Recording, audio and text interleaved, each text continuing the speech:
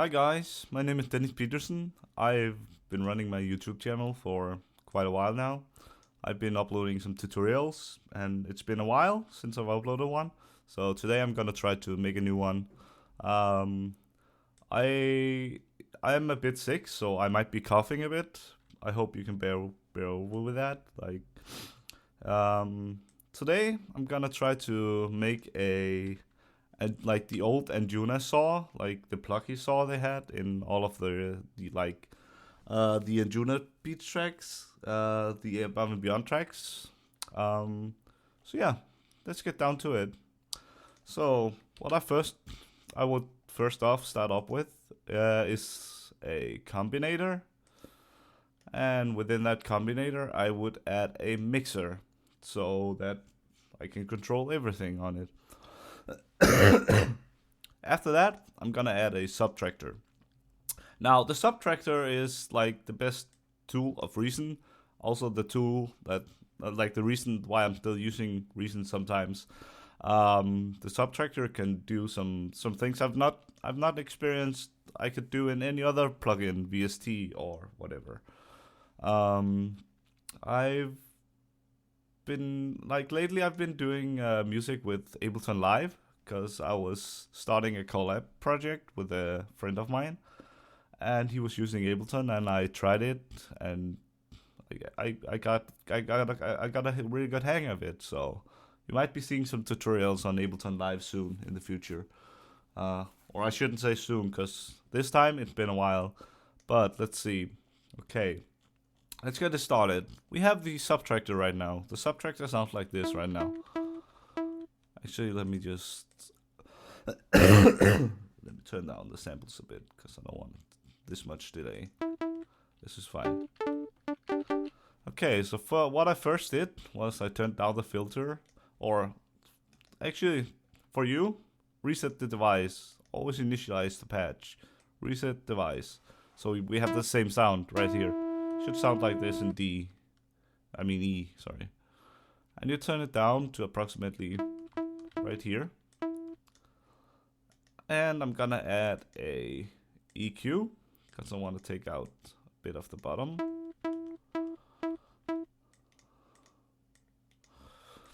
And this is just by hearing. And I'm gonna add a reverb, the RE7000, and I'm gonna put it on multi-tap delay. So this is some of it right now. Let's go back to programming the actual synth. So what you actually could hear if you listen to the old Anjuna Beats tracks, the old Above and Beyond tracks, is that they have a short bit of pitch, like pitch envelope. So it sounds a bit like it's a bit doo doo. Sounds. This is the normal. This is with pitch. It's a bit. It's not much. I know that. And turn down the decay a bit. You don't want it to last forever. It's just like it's a short sound that you would use in maybe a build up or something like that. Let's see. We've got the amp, like the pitch envelope done, and sometimes I use the LFO to make like, oh, not this one, the LFO, and I set the rate around there or something, and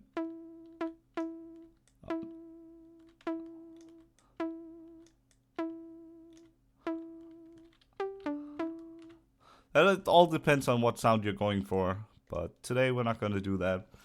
So let's start programming the actual delay right here. What we want is like a multi-tap delay that goes stereo field-ish. So first, keep the damp around 20, 25, 27, 6-ish. And turn up the high EQ just a tiny bit to like 32, around there. And the dry wet around 20. And you go to repeat time, make sure that's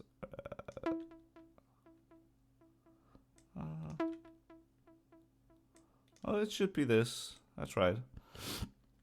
And make sure it's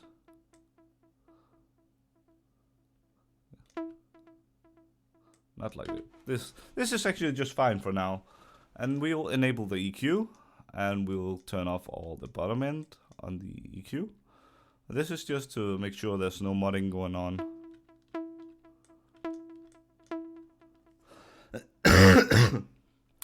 Sorry.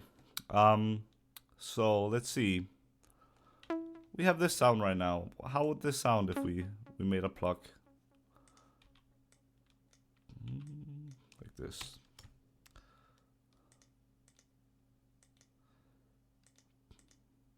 Just writing something stupid here.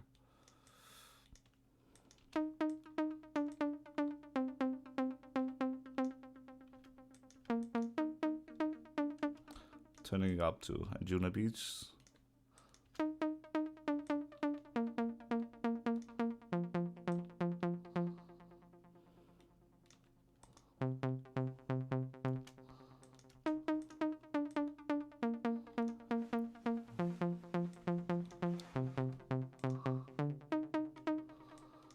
So yeah, this is what we have so far. So what I usually do, I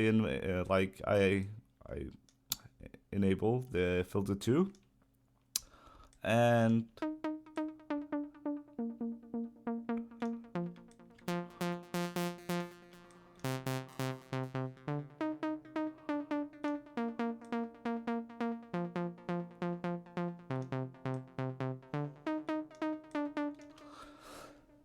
and as you saw, I turned up the filter decay a bit, so it's like a bit longer.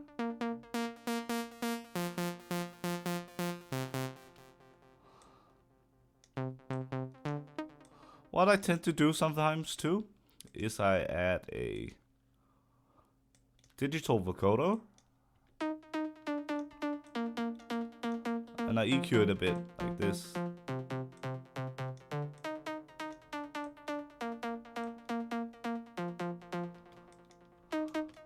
And here comes the most important part of if you want it to sound like the old Above and Beyond-ish thing. You need to add a lot of compression on it.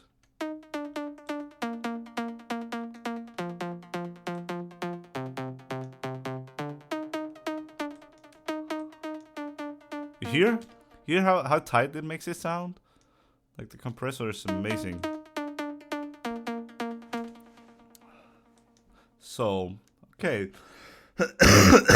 What kind of changes would I make if it was me?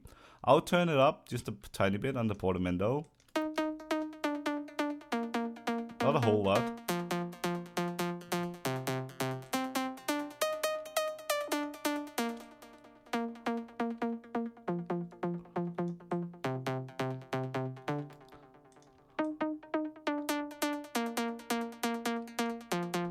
And I would probably, if I was gonna use this for a lead, I would probably been using it around here in the main part.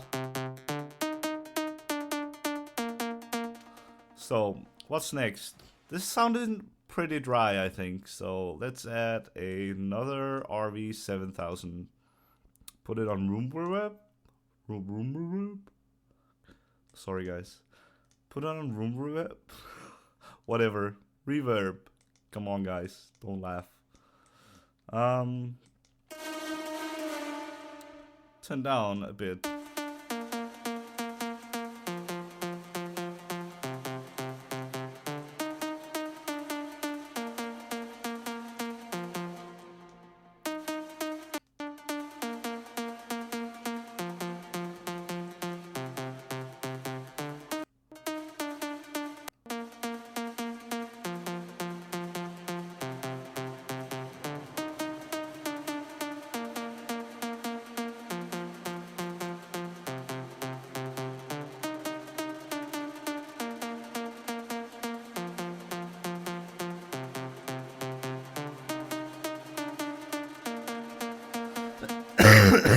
And that's what I would do, like something like this.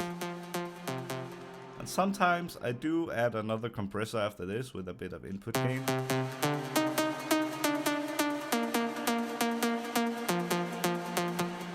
This is beginning to sound a lot like the one I used in my track called Brothers. But this time I'm gonna show you something else that I've not been using a lot in the older tutorials. I usually, when I do my patches, I usually program them. So whenever I'm trying to, use a filter, instead of right-clicking on Subtractor, I am gonna make it programmed so that it goes to rotary 2. That's gonna be filter 2. Frequency all the way up top, because you can see all the way up top, 127. So I'm gonna name this filter 2. And rotary 1, I'm gonna set that one to filter frequency 1. And how much do I want it up there? That's basically up to you guys. Like if I was supposed to use this patch, I would usually be around 67-ish for maximum load. So that means right now it's at 67. So maximum value should be 67 right here. That means that when you turn it from 0, it goes up to 67 here, even though it shows 127. So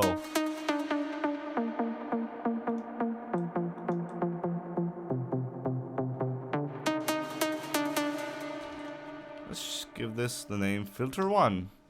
So what else can we do here? Well, I could show you sidechain techniques, but this wouldn't matter in this case, because using sidechain on this would probably ruin the sound completely. So what could you do to make this sound better in your mix? Obviously EQ is really important, but also compressing is also important. Like basically did this in 10 minutes and it's sounding pretty good to me. It could fit into some of my tracks.